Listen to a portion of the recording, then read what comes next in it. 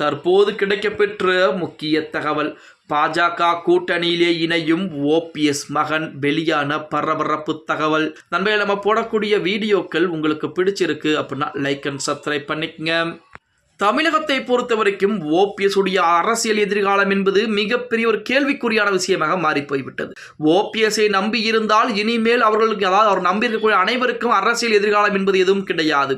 ஓபிஎஸ்ஐ நடுக்கடலிலே தத்தளித்துக் கொண்டிருக்கிறார் என சொல்லிக் கொண்டுதான் அவருக்கு இருக்கக்கூடிய ஆதரவுகள் பூரா திமுகவின் பக்கம் சாய்ந்து விட்டது. ஆனால் ஓபிஎஸ்ஐ பொறுத்த வரைக்கும் பாஜக நம்மை கைவிடாது, பாஜக கூட்டணியிலே எப்படியும் நம்மை இணைத்துக் கொள்வார்கள், கண்டிப்பாக பேச்சுவார்த்தை என்பது நடத்துவார்கள் அப்படிங்கிற மாதிரி ஓபிஎஸ் இதுவரைக்கும் ஒரு மெத்தனமான ஒரு போக்கை கடைபிடித்துக் கொண்டிருக்கிறார். ஆனால் இருந்தபோதும் பாஜகவின் சார்பாக டிடி தினகரனுக்கு அழைப்பு கொடுத்து கூட்டணி இணைத்து விட்டார்கள். ஆனால் ஓபிஎஸ்க்கு எந்த விதமான அழைப்புகளையும் இதுவரைக்கும் கொடுக்கல. இதற்கு மேல் ஓபிஎஸ் ஏதாவது தன்னுடைய அப்பாவை நம்பி இருந்தால் நம்முடைய அரசியல் எதிர்காலமும் கேள்விக்குறியாகிவிடும் என நினைத்த நமது ஓபிஎஸ் உடைய மூத்த மகன் ரவீந்திரநாத் அவர்கள் நேற்று தினம் பார்த்தீங்கன்னா சென்னையிலே பாஜக பொறுப்பாளர் கூடிய பியூஷ் கோயலை சந்தித்து பேச்சுவார்த்தை என்பது நடத்தியிருக்கிறார். அதாவது சென்னையில் பாஜக பொறுப்பாளர் பியூஷ் கோயலை ஓபிஎஸ் மகன் ரவீந்திரநாத் அவர்கள் சந்தித்து பேசியிருக்கிறார். நேற்று காலை என்டிஏ கூட்டணியில் டிடி தினகரன் இணைந்த நிலையிலே ஓபிஎஸ் நிலைப்பாடு எடுக்கப் போகிறார் என்ற கேள்வி என்பது எழுந்திருந்திருக்கிறது. பியூஷ் கோயலுடன் ரவீந்திரநாத் சந்தித்திருப்பது அரசியல் அடுத்த பரபரப்பை ஏற்படுத்தி இருக்கிறது அப்படின்னே கூட சொல்லலாம்.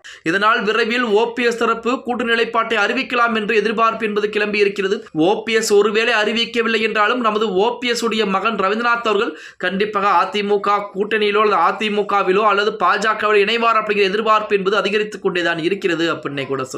நமது ரவீந்திரநாத் அவர்களை பொறுத்த வரைக்கும் 2019 நாடாளுமன்ற தேர்தலிலே தேனி தொகுதியிலே போட்டி போட்டு, அதுவும் அதிமுகவுடைய இரட்டை இலை சின்னத்திலே போட்டி போட்டு வெற்றி வாய்ப்பை பெற்றவர் அப்படின்னு தான் சொல்லியாகணும். அந்த நேரத்திலே EVKS இளங்கோவன், அதாவது ஈரோடு கிழக்கு தொகுதியில் இருக்கக்கூடிய முன்னாள் எம்எல்ஏ தற்சமயம் மரணம் அடைந்து விட்டார். அந்த எம்எல்ஏவை எதிர்த்து EVKS இளங்கோவனை எதிர்த்து பார்த்தீங்கன்னா அதிகப்படியான வாக்குகள் வித்தியாசத்திலே வெற்றி வாய்ப்பை தட்டி சென்றவர் தான் நமது ரவீந்திரநாத் அவர்கள். அதற்கு பின்பாக அதிமுக நடந்த பிரச்சனையின் காரணமாக அவரும் அதிமுக நீக்கப்படுகிறார்.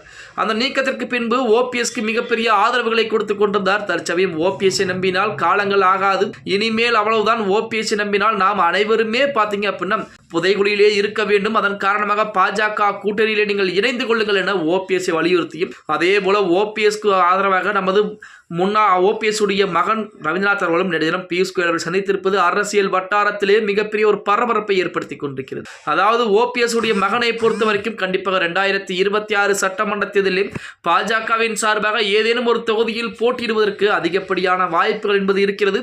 அது எந்த தொகுதியாக இருக்கும் அப்படிங்கிறது தான் மிகப்பெரிய ஒரு பரபரப்பாக பார்க்கப்படக்கூடிய விஷயமாக இருந்து கொண்டிருக்கிறது அப்படின்னே கூட சொல்லலாம். பொறுத்திருந்து பார்க்கலாம். ஓகே கைஸ், வீடியோ பிடிச்சிருந்தா மறக்காமல் லைக் பண்ணிருங்க. அப்படி இந்த வீடியோ ஃப்ரெண்ட்ஸ் அண்ட் ஃபேமிலிக்கும் ஒரு ஷேர் பண்ண மறந்துடாதீங்க.